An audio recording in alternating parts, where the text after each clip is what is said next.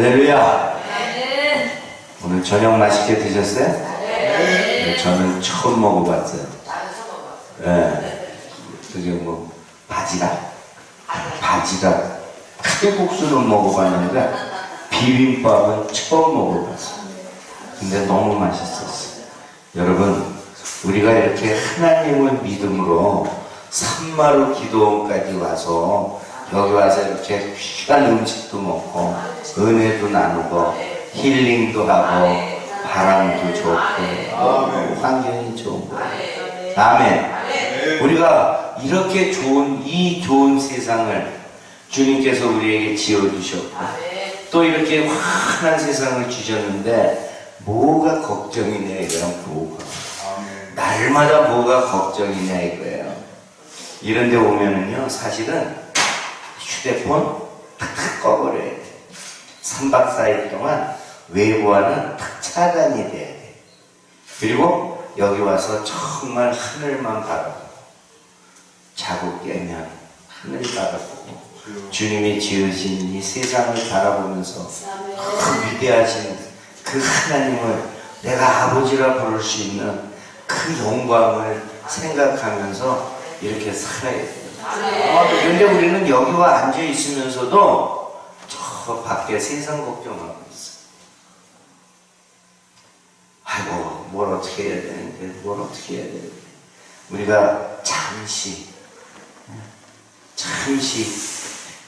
선전에 그런 카피라이터가 한번 나온 적이 있어요. SK텔레콤인가? 거기서 선전할 때 중요할 때는 잠시 꺼두셔도 좋습니다라는 그런 카피라이터가 있었습니다. 여러분, 우리가 중요할 때는 잠잠해지는 거예요.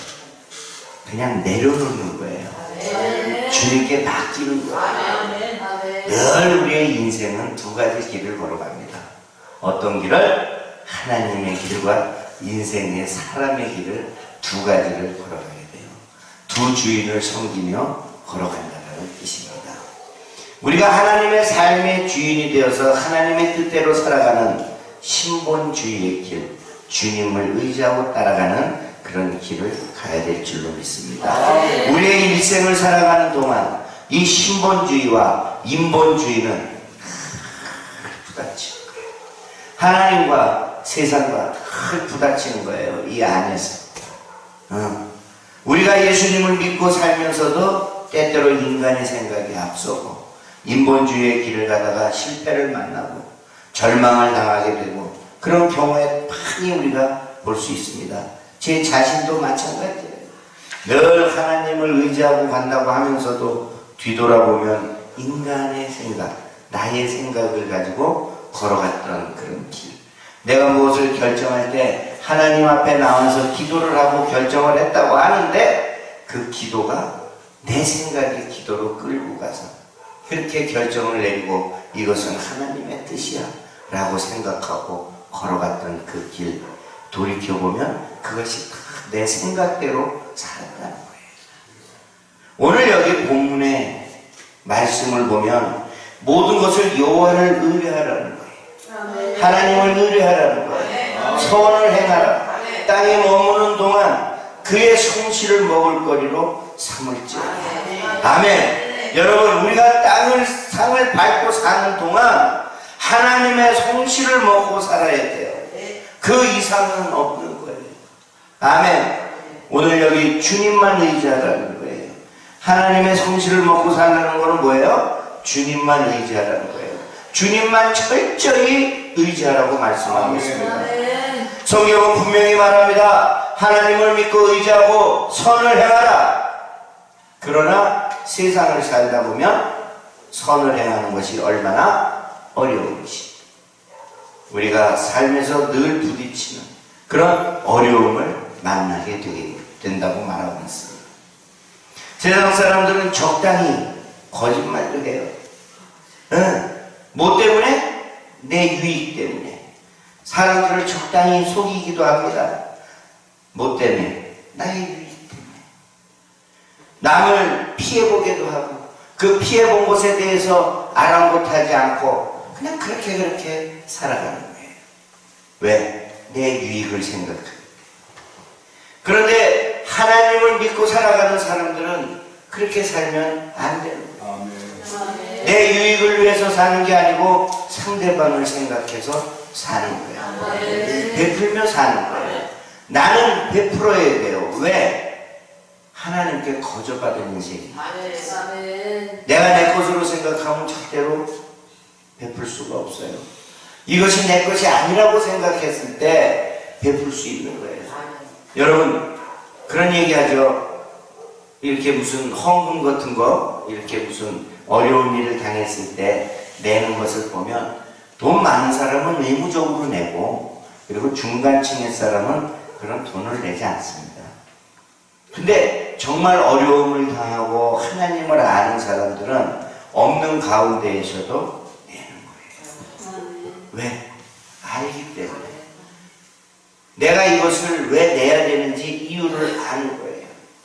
그러나 많은 사람들은 입으로는 하나님을 믿습니다, 믿습니다, 믿습니다 하면서도 실제로는 세상의 나라에서 살면서 적당하게 죄를 짓고 불의와 타협도 하고 방탕한 삶을 살고 그렇게 사는 거예요. 여러분, 우리가 교회에서 장로를 임직시키고 세울 때는 그 사람이 교인들에게 덕이 되고 본이 되고 이런 사람들을 투표해서 장로로 세우는 거예요. 그런데 그 장로님들이 어떤 삶을 사냐는 거예요. 과연 하나님이 원하시는 삶, 내가 임직할 때 시험을 보고 문답을 하고 해서 장로에 임직을 하는데 그때 그 내가 고백했던 그 말씀대로 사냐 이거예요. 물론 그렇게 사는 분들도 계십니다. 그러나 많은 사람들이 나의 유익을 위해서, 나의 삶의 어떤 유익을 위해서 살아가는 거예요. 그래서 그들이 입으로는 하나님을 찾으면서도 뒤에서는 세상 쪽에서 적당히 타협하며 살아가고 있는 모습을 볼 수 있습니다. 그렇다면 그 신앙은 아직까지도 초보적인 신앙이에요. 확신이 없는 그런 신앙을 살아가고 있는 것입니다. 아멘. 그것은 부끄러운 삶이에요. 아무리 내가 잘 살아도 그것은 부끄러운 삶이 되는 거예요. 여러분, 우리가 부끄러운 삶을 살아서는 절대로 안 돼요. 남들이 보기에 우리가 궁핍하고 피폐한 삶을 살지언정 하나님이 보시기에 잘못되고 안 좋은 삶을 살아서는 안 되는 거예요. 이 세상 사람들의 눈에 우리가 맞추어서 살아서는 안 된다는 것입니다. 그러나 많은 사람들이요, 이 세상 사람들의 눈높이에 맞춰서 살아갑니다. 아멘. 여기에 모인 우리는 그런 분이 한 분도 안 계시는 줄 믿습니다. 우리는 하나님의 눈높이에 맞춰서 하나님이 원하시는 삶을 사는 저와 여러분들이 되시기를 주님의 이름으로 축원합니다. 이 세상의 눈에 보이는 성공, 그것을 위해서는 죄와 타협하지 않을 수가 없다는 거예요.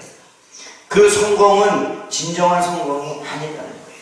이 세상과 타협해서 얻은 성공은 진정한 성공이 아니라는 것입니다. 그 성공은 시간이 지나면 그 모든 것이 다 드러나고 마는 것이에요. 그리고 이 세상만 쫓아가다 보면 헛되고 헛되다는 것이 금방 드러나게 되는 것입니다. 아멘. 그 일일 모든 것들을 하나님은 다 깨닫게 하시는 거예요.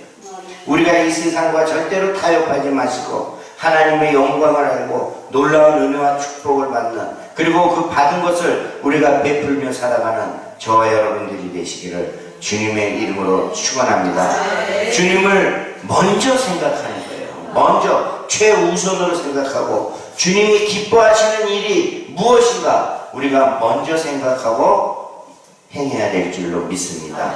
아멘. 예수님은 말씀하십니다. 그 길이 넓고 길이 아니고 가는 길이 험할 수 있다. 그러나 그 길을 가라고 말씀하세요. 주님이 원하시는 길은 대장 신장로가 아니고 협착하고 좁은 길일 수 있다는 거예요. 여기 마태복음 7장 13절에서 14절에 좁은 문으로 들어가라. 멸망으로 인도하는 문은 크고 그 길이 넓어 그리로 들어가는 자가 많고 생명으로 인도하는 문은 좁고 길이 협착하여 찾는 자가 적음이라. 아멘. 그렇다면 여러분, 우리는 어떤 길을 가야 돼요? 많은 사람들이 가는 길을 가면 안 되는 거예요. 아멘. 남들이 가기 싫어하는 길을 우리는 가야 되는 거예요. 좁아도 우리는 이 생명의 길을 가야 합니다. 힘들고 어려워도 그 길을 걸어가야 됩니다. 주님을 믿고 의지하여서 나가면 주님이 우리의 삶 가운데에 은혜를 베풀어 주셔서 그 길이 결코 힘들고 어려운 길이 아니라는 거예요. 여러분이 주님 믿고 의지하고 나아가면 주님이 여러분들을 안전한 목장으로 인도하여 주신 줄을 믿으시기 바랍니다. 그래서 우리는 그 가운데에서 즐기면서 살아갈 수 있는 거예요. 하나님 제일주의로 살면 하나님의 뭐든지 다 뭐래요? 책임져 주신다는 거예요. 시편 24편 1편에 뭐라고 되어 있습니까? 여러분, 우리가 다 외우는 거죠. 여호와는 나의 목자시니 내게 부족함이 없으리라. 나의 목자가 되시는 그분이기 때문에 내가 부족함이 없다라는 거예요. 그분만 의지하면 부족함이 없는 거예요. 그럼 우리가 늘 공허하고 공고함을 느끼는 것은 뭐예요? 나의 주인이 되지 못했다는 거죠. 여호와가. 아멘. 나의 목자가 되지 않았기 때문에 늘 우리가 힘들고 공고한 길을 가는 것이고 그것을 생각하는 거예요.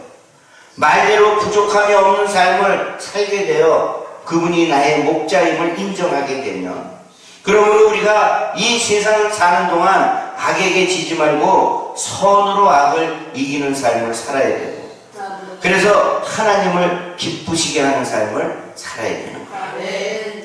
로마서 12장 21절에 악에게 지지 말고 선으로 악을 이기래요. 악에게 지지 말라 그러면서 어떻게 선으로 악을 이기냐 이거예요.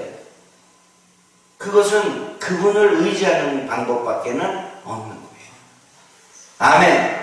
타협하지 말래요. 죄와 타협하지 말고 악에게 굴복하지도 말고 선으로 악을 이기는 우리가 되라는 거예요. 아멘. 여러분, 어떻게 악을 선으로 이길 수 있는가? 우리는 곰곰이 그 부분에 대해서 생각해 봐야 돼요. 이 세상에서 너무나 타협을 하고 살아가는 거예요. 그것이 하나님의 것으로 바뀌어가지고, 그리고 우리가 타협을 하면서도 하나님의 일을 한다고 하면서 살아가요. 아멘. 우리는 절대로 그런 삶을 살아서는 안 됩니다. 하나님 보시기에 다른 삶, 그 삶을 살아야 돼요. 그것이 성공하는 삶이에요. 그것이 축복의 삶인 줄을 믿습니다. 여기 신명기 28장 8절 말씀을 적어놨어요. 아멘. 여호와께서 명령하사 내 창고와 내 손으로 내 모든 일을 복을 내리시고 내 하나님 여호와께서 내게 주시는 땅에서 내게 복을 주실 것이다. 이게 무슨 말이에요? 오로지 주님만이 의지하는 거예요. 주님만을 의지하는 거예요. 아멘. 신명기 28장부터는 이제 모세가 마지막을 우리에게 얘기해주고 가는 그런 27장부터 쭉 신명기 27장부터는 그런 말씀이 쭉 나옵니다. 복에 대해서, 우리에게 주는 복에 대해서 쭉 나옵니다. 1장부터는 뭐예요? 회고하는 거예요. 모세가 내가 애굽에서 나와가지고 쭉 광야 40년 생활을 회고하면서 우리가 왜 뭐가 잘못됐고 어떻게 되었는지를 쭉 생각하면서 이제 그것에 대해서 우리가 어떻게 하면 하나님으로부터 복을 받을 수 있는가, 제2의 구원에 대해서 말씀하고 있는 거예요. 우리는 저 말씀을 붙잡아야 돼요. 그런데 우리가 통상적으로 목사님들의 설교를 들어보면요, 1년에 신명기에 대해서 설교를 한 번도 안 해요. 구약을 설교하면서도 신명기에 대해서 설교하는 목사님이 거의 없어요.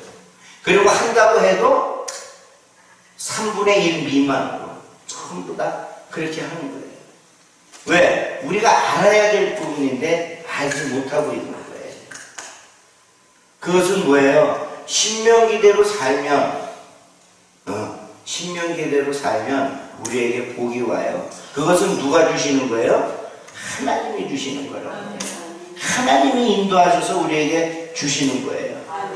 그런데 신명기를 설교하지 않는다는 것은 그 복의 근원이 다른 데에서 온다라고 이야기를 하기 때문에 이 설교가, 신명기 설교가 거의 없다라는 것입니다. 아멘. 우리는 늘 하나님이 우리에게 모든 것을 주심으로써 승리하고 기쁨이 넘치는 삶을 살 수 있다는 것을 꼭 명심해야 합니다. 그 외에 다른 것은 없습니다. 우리가 아무리 가서 뭘 해도 축복받고 평안히 살 수 있는 길은 그분을 의지하는 거예요. 아멘. 그래서 우리는 절대적으로 그분에게 모든 것을 맡겨야 됩니다. 여기 두 번째로는 주님 안에서 기뻐하라는 거예요. 세상에서 기뻐하지 말고 주님 안에서 기뻐하라고 말합니다. 성경은 주님을 기뻐하라고 말씀하십니다. 여기 4절에 또 여호와를 기뻐하라. 그가 내 마음의 소원을 내게 이루어 주시리로다. 주님 한 분만으로 만족하고 주님만 의지하고 주님 안에서 기뻐하고 감사하면 내 모든 소원을 이루어 주리라. 아멘. 문제가 없는 사람은 한 사람도 없습니다. 다 문제를 안고 살아갑니다. 문제는 우리에게 더 좋은 하나님의 은혜를 베풀어 주시기를 위해서 통과해야 하는 하나의 과정이라고 말할 수 있습니다. 문제는 고난을 통하여 우리의 믿음이 자라는 거예요. 문제와 고난을 통하여서 우리의 삶의 잘못된 것들을 제거해내고 주님 보시기에 아름다운 모습으로 우리가 변화되는 과정이라는 것입니다. 그런데 중요한 것은 문제를 만났을 때, 어려움을 당했을 때 마음을 지켜야 한다는 거예요. 내 마음을 지킨다는 것이 참 힘들어요. 마음이 무너지면 모든 것이 다 무너져 버립니다. 그래서 주님이 주님 안에서 기뻐하라.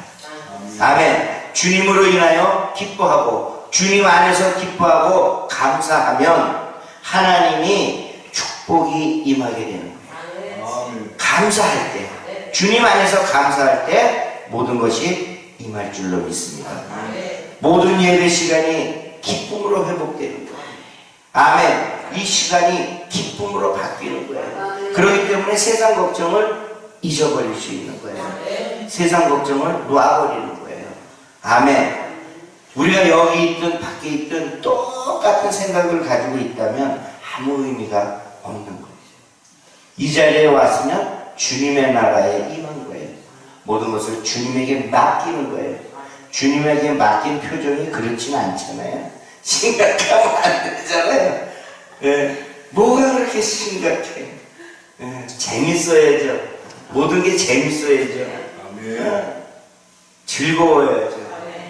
내 마음이 즐겁지 않으면요, 아무리 힘들어, 저기만 재밌게 해도 웃음이 없는 거예요. 개그맨들이 참 한번 나 웃겨봐 하고 이렇게 쳐다보고 있을 때 그 사람 웃기기가 가장 힘들다고 합니다. 너 나를 웃겨봐 할 때가 제일 힘들대요. 그것은 뭐예요? 기쁨으로 맞이하지 않는 거예요. 너 정말 할 수 있어? 그 사람을 이미 꼬고 보는 마음이 있는 거예요. 그렇기 때문에 그 사람은 아무리 해도 웃지 않아요. 옛날에 전유성이가 나를 웃겨봐라는 프로를 해가지고요, 아주 히트를 쳤어요. 나와가지고 별짓을 다 해도 전유성이는 웃지 않습니다. 근데 전유성이를 웃길 수 있는 사람은 정말 개그맨이라는 거예요. 그냥 말이 안 되는 소리죠. 그죠? 자기에게 뭐, 어떻게 보면 그게 프로그램에 나와서 그렇게 하는데, 과연 전유성이가 그게 그 마음 안에 기쁨이 있는 사람이라, 웃음이 없다는 것은 기쁨이 없는 사람, 안정감이 없는 사람이야. 그래서 우리는 늘 웃어야 돼요. 입가에 미소가 있어야 돼요. 항상 웃는 얼굴이 중요한 거예요. 제가 웃는 얼굴인 줄 알았더니 아니라는 말을 자꾸 하잖아요. 정말 제가 사진을 총카트, 망카트를 찍어봐도 웃는 얼굴이 안 나오는 거예요. 웃는 얼굴. 다 웃는 거 같잖아요. 나 이렇게 볼 때 잘 웃는 거 같잖아요. 근데 막상 사진을 찍고 보면 웃음이 없는 거예요. 웃음이 없는. 그것은 왜 그럴까? 평소에 기쁨이 없다. 그래서 많이 웃지 않았다는 거예요. 여러분, 웃는 얼굴에는 웃는 근육이 있습니다. 얼굴에는 웃을 때 움직이는 근육이 따로 있어요. 우리가 그 근육을 움직여야 되는데 정말 기쁠 때 움직이는 근육이 있다는 거예요. 그렇지 않고 웃는 것은 무슨 웃음? 쏙쏙 쓴 웃음. 쓴 웃음. 박장대소를 해야 되는데 그때 움직이는 근육은 따로 있잖아요. 그래서 우리가 웃음 치료를 많이 하잖아요. 웃기만 해도 병이 난다는 거예요. 그러니까 이 웃음이 얼마나 소중하고 귀한 거예요. 이 기쁨은요, 내가 기쁘다고 해서 기쁜 것도 아니고요, 이것도 하나님이 주신 선물입니다. 아멘. 주 안에서 기쁨을 잃지 않으시기를 주님의 이름으로 축원합니다. 아멘. 어떠한 환경 속에서도 우리는 웃음을 잃어서는 안 됩니다. 아멘. 사도 바울이 감옥에 있으면서 감옥 밖에 있는 빌립보 교인들에게 보낸 편지가 빌립보서입니다. 근데 그 결론 부분에 가서 4장 4절에 이렇게 말합니다. 주 안에서 항상 기뻐하라. 내가 다시 말하노니 기뻐하라. 기뻐하래요. 사도 바울은 지금 어디에 있어요? 감옥에 있는 거예요. 감옥의 환경이 그렇게 즐거워하고 기뻐할 만큼 좋지는 않을 거예요.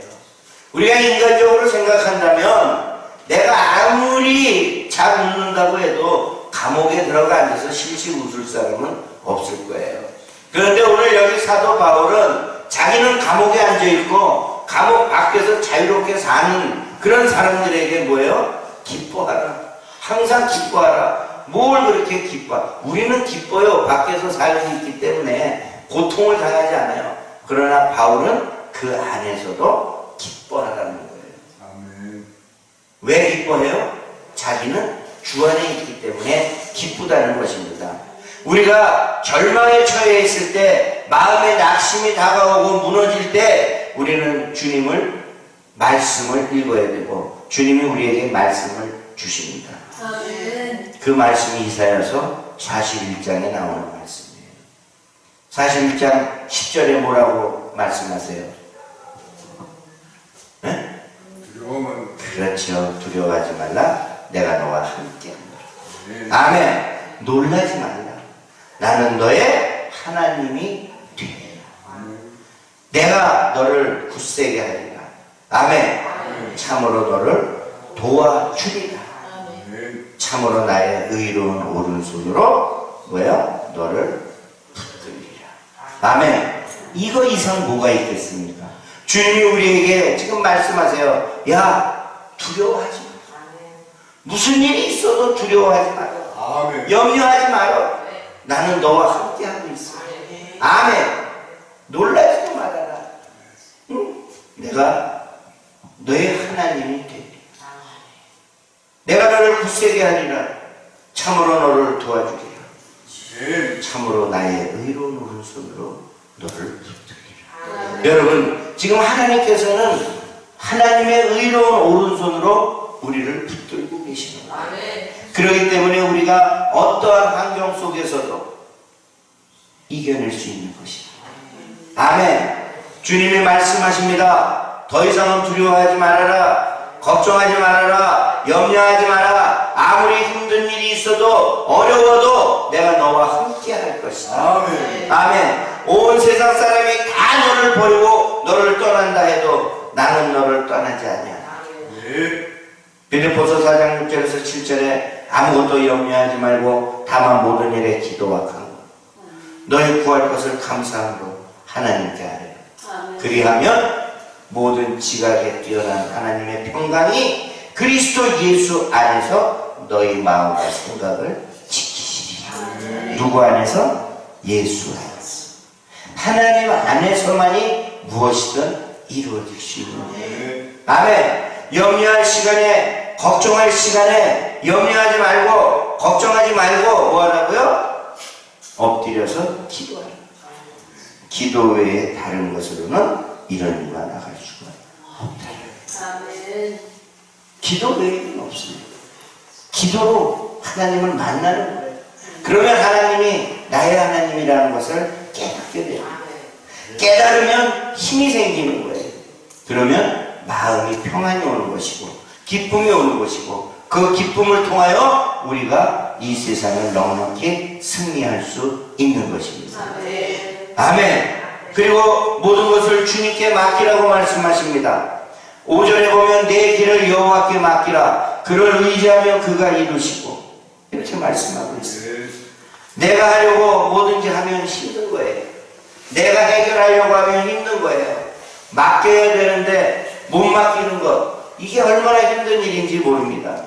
우리가 주님께 맡겨야 될 것, 무엇을 맡긴다 하면 그것을 무엇을 맡길 거냐 이거예요.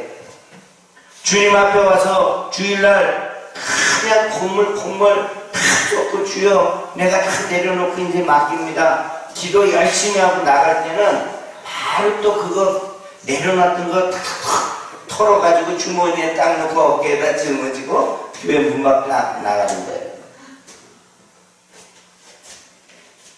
뭘 맡기고만 해야 돼요? 뭘. 맡겼다면 몸도 가벼워야 되고. 근데 우리는 여기서는 지금 뭔가 맡긴 것 같은데 문을 딱 통과하는 순간 모든 것이 다 원위치가 됩니다. 그거는 온전히 맡기지 못한 삶인 줄로 믿습니다. 아멘. 아멘. 나의 모든 짐 그거 내려놓고 그러고 다시는 그 짐을 우리가 짊어질 이유가 없어요. 주님께 맡기시기 바랍니다. 아멘. 뭐든 맡기시기 바랍니다. 아멘. 맡겨야만 우리가 마음의 평안과 자유를 얻을 수 있는 거예요. 아멘. 저도 복잡했던 사람입니다. 정말 복잡했던 사람입니다. 여러분 생각해 보세요. 1, 2억도 아니고 몇십억이라는 돈을 빚을 졌을 때 그 위압감이라고 하는 것은요, 그거는 이루 말할 수 없어요. 만져보지도 못했을 거예요. 그런 돈은. 근데 저는 만져는 봤죠. 은행에 있을 때 금고에 들어가가지고 이렇게 수표를 해도 뭐 이렇게 만져는 봤는데 그래서 돈이 크지 않았을 수도 있어요. 내 생각에. 그러나 그것을 갚아나가야 된다는 그 위압감은 이루 말할 수가 없는 거예요. 근데 그거를 맡겨야 되는데 못 맡기는 거예요. 맡겨야 되는데 못 맡겨요. 그러니까 육신의 것으로 제가 얼마나 돈을 벌으려고 노력을 했는지 몰라요. 그 수십억의 빚을 갚기 위해서 정말 얼마나 노력했는지 모릅니다. 근데 다 갚았을까요? 못 갚았을까요? 거의 다 갚았어요. 아멘. 한 21억을 한 6년 만에 벌어서 다 갚았어요. 놀랍죠?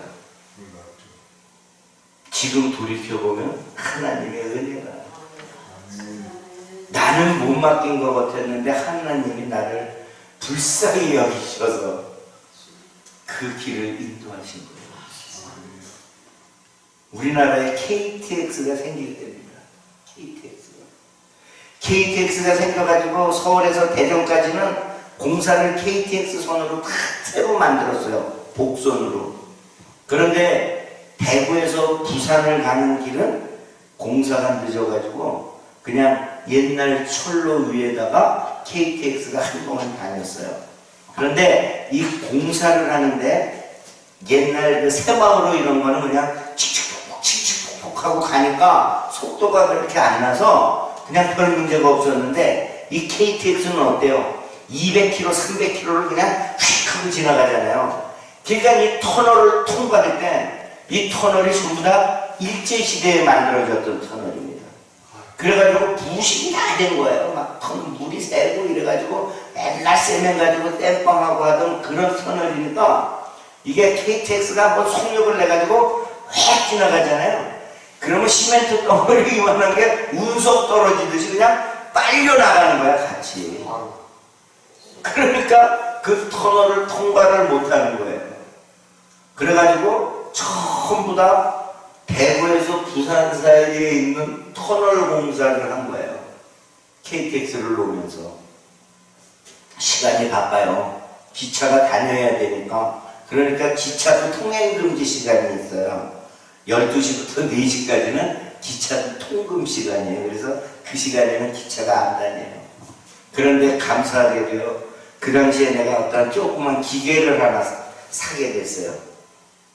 우리나라 돈으로 하면 3천만 원 정도 되는 기계인데 그 기계가 고장이 났다는 거예요.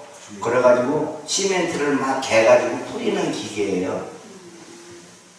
그래가지고 그거를 막 해서 이렇게 기계를 막 뿌리고 특수 시멘트 가지고 뿌리는 건데 이놈의 기계가 시멘트만 개가지고 시동도 잘 걸리고 잘 되는데 시동만 걸어가지고 시멘트 개가지고 뿌리려고 엑셀레이터를 붕 밟아서 부르르 켜고 보내면 시동이 다 꺼져버리는 거예요. 그러니까 이 기계를 세 건데 써먹지 못하는 거예요. 우리나라 대농에서 그걸 수입을 해다가 이제 그 몰타리 치는 기계인데 람바드 엔진이라고 요만한 2행정 기관 엔진이다. 그거를 우리나라에서 고치다가 못 고친 거예요, 이 기계를. 그래가지고 이게 이제 고철로 나와 있는 거예요. 근데 내가 그 소문을 들은 거예요. 그래가지고 그거를 300만 원에 샀어. 3천만 원짜리 기계를 300만 원에 사가지고 그거를 서울로 이제 올려버린 거예요. 그리고 내가 잘 아는 현대 자동차에서 이 정비하시던 분한테 그걸 보냈어. 그래서 이 시동이 이렇게 자꾸 꺼지는데 어떻게 한번 뜯어봐라 이런 거예요. 이 사람이 엔진을 탁 뜯어보니까 그 경유, 휘발유, 경유에서 오일이 이렇게 넘어가는 부분에 뭐가 하나, 스프링이 하나 잘못돼가지고 엑셀레이터를 막 주면 이 경유가 엔진 오일이 경유로 쑥 다 들어가는 거예요. 그러니까 힘이 없이 그냥 뿌두두두둑 하고 꺼지는 거예요. 나는 300만 원에 그 기계를 사다가 서울로 올려보내서 내리는데 한 30만 원 들었어요. 그 기계 붙이는데 5만 원 들었어요. 그래가지고 3천만 원짜리 기계를 만든 거예요. 그 기계를 가지고 터널 공사를 들어가는 거예요. 그 터널 공사 들어가서 밤 11시에 나가가지고 준비하고 있다가 기차에다가 올려놓고 퍽 터널 안에 들어가서 다 쏘고 미장하고 막 맨날 그것만 하는 거예요. 그게 이제 국채사업으로. 그 공사 하나 하니까 10억. 뭐 이렇게 큰 공사를 그 기계 하나 가지고 그런 공사를 하게 하시는 거예요. 옥계항 항만 부두에 배가 들어오잖아요. 그 밑에는 바닷물이 치잖아요. 거기에 공간이 딱 요만큼밖에 없어요. 밀물대 딱 요만큼이고 썰물대가 한 요 정도 돼요. 그 밑에가 다 바닷물이니까 시멘트로 했는데 녹이 쓰르니까 거기에 바지선을 만들어가지고 물이 여기까지 차는 대로 해서 그 밑에 들어가가지고 그거 다 깨내고 거기다가 또 구멍 뚫어서 세면일 막 하는 거 그걸로 기계로 다 해야 되는 거거든. 우리나라에 그 기계가 9대밖에 없는 거예요. 많은 것도 아니고. 그래가지고 옥계항 공사하니까 10억. 그냥 그렇게 해서 그냥 한 몇 년 만에 그거를 갚게 하시더라고요. 지금 생각해보면 내가 똑똑해서 난 그거 한 줄 알았어요. 근데 내가 똑똑해서가 아니고 그걸 가지고 달고 다니면 내가 목사가 될 수가 없어. 그 하나님이 빨리 빛을 갖게 하려고 그런 거를 그러면서 내가 집을 짓는 것도 배우고 씻는 일을 하니까 그렇게 해서 얼마 안 줘서 그 빚을 가리게 하고 그 빚을 또 다 가리게 하면 기고만장할까봐 조금은 내리두시고 자관 어쨌든 하나님을 의지하라고. 근데 그렇게 살면서 우리가 이 세상을 살아가는 거거든요. 하나님의 은혜를 느끼면 맡기는 거예요. 아멘. 그렇게 하나님의 은혜를 느꼈으면서도 그 환경이 또 딱 바꿔지니까 또 잊어버리는 거예요.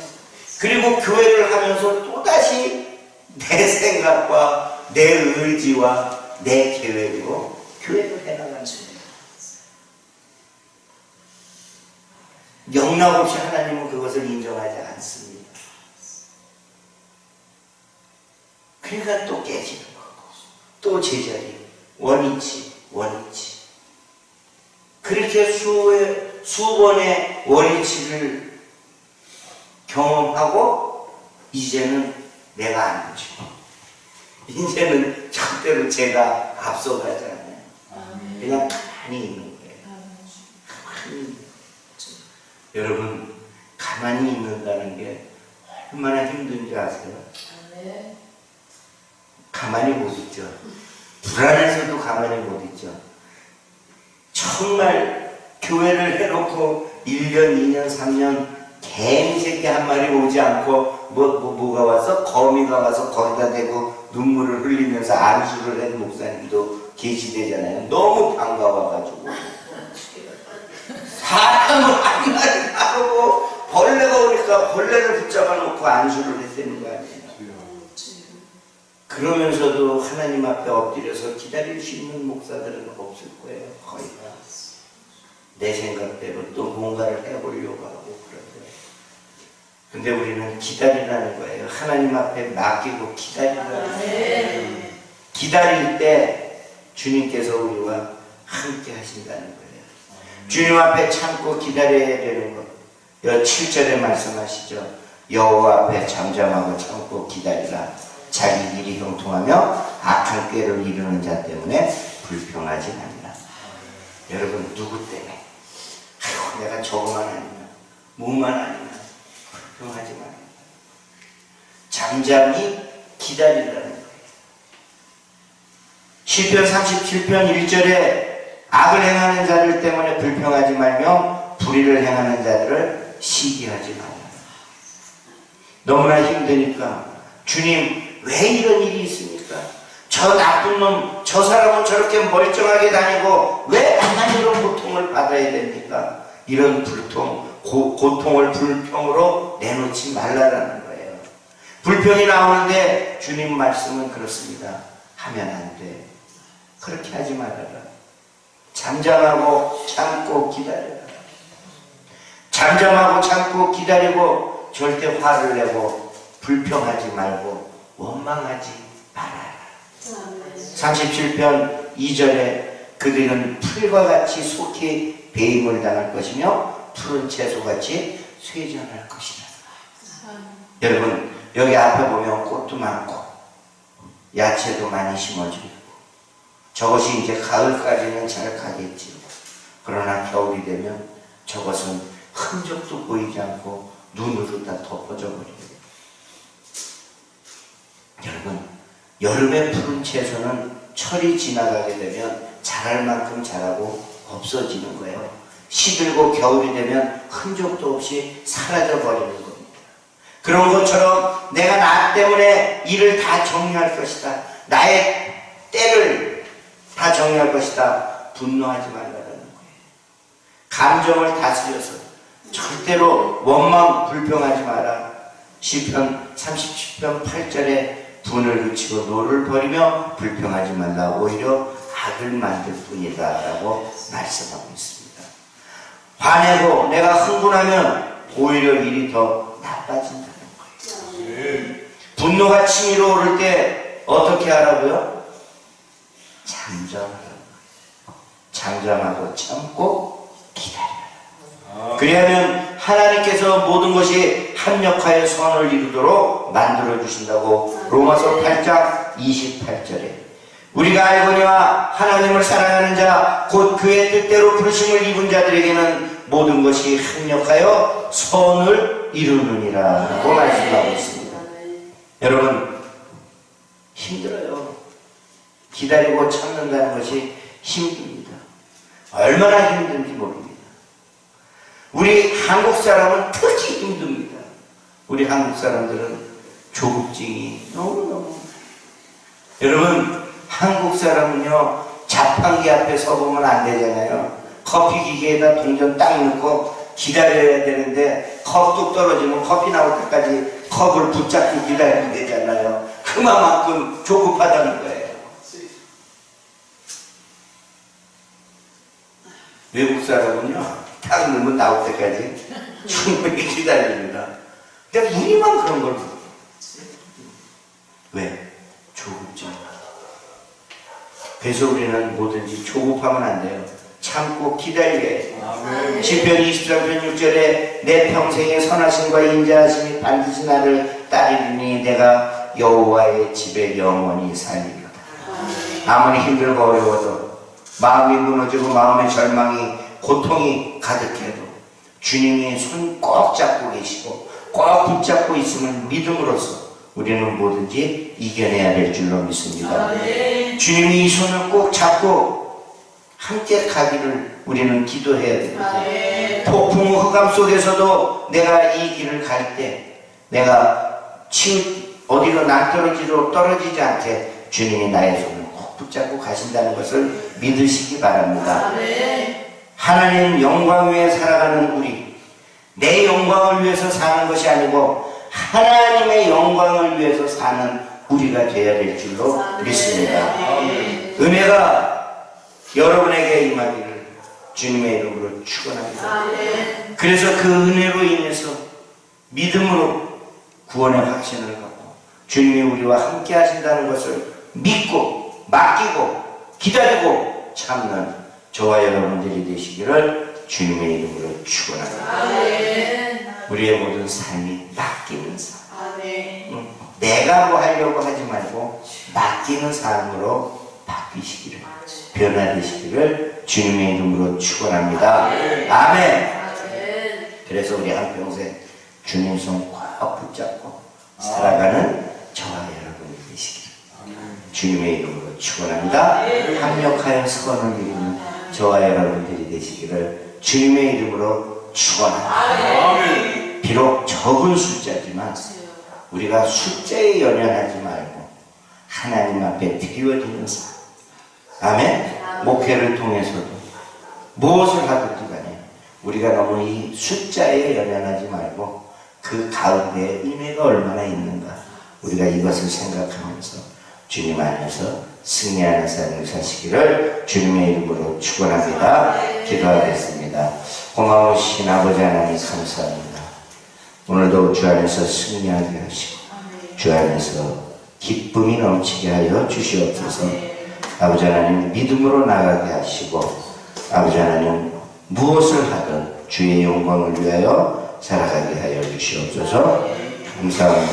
거룩하신 예수님의 이름으로 기도하옵나이다. 아멘.